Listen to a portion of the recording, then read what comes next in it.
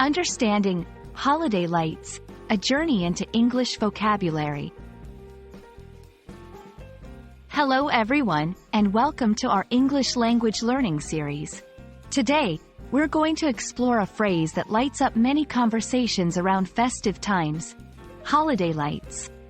Whether you're a beginner or looking to expand your vocabulary, this video will illuminate the meaning, usage, and cultural significance of this sparkling expression. Holiday lights refers to the decorative lights used during holiday seasons. These are not just any lights. They are often colorful, twinkling, and used to adorn homes, streets, and public places to celebrate festive occasions.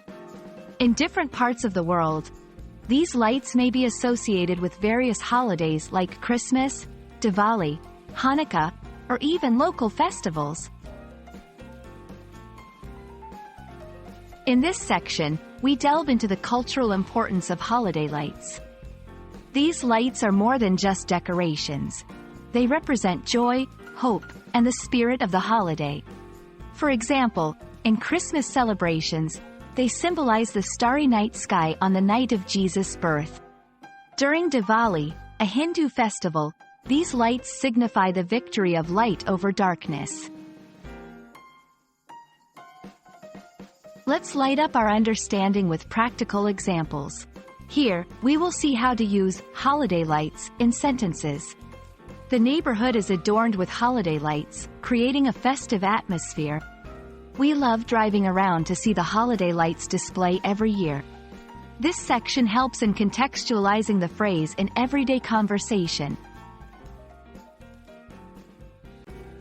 In a fun twist, this section introduces a DIY, do-it-yourself, aspect.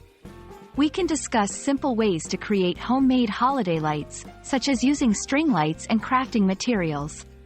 This not only enhances vocabulary but also engages viewers with a hands-on activity related to the topic.